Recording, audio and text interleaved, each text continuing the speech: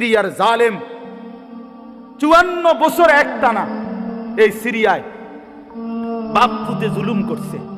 54 বছরের স্বৈর শাসক ফ্যাসিস্ট, 54 বছর একটানা তারা দুইজনে বাপ পুতে জুলুম করছে। 5 লক্ষ সরকারি হিসাবে 5 লাখ ইমানদার মুসলমানকে শহীদ করছে ইয়াতে, সিরিয়াতে।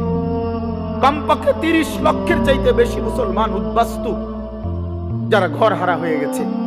হাজার হাজার নারী ধর্ষিতা লাঞ্ছিতা হয়ে জেলখানার অন্ধকার, কারাগারের অন্ধকার প্রকোষ্ঠে জীবনের 18 বছর একটা বাচ্চা তো সে জন্মের পর থেকে মায়ের কোলে বড় হইয়া কারাগারেই বড় হইছে।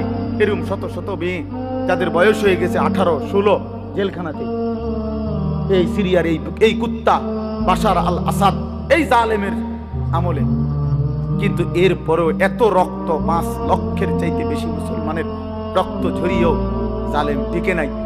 8ই ডিসেম্বর 2024 পলাইতে বাধ্য হয়েছে, পলায়ে গেছে। সিরিয়া এখন ইমানদারদের হাতে, মুসলিম মুজাহিদদের হাতে।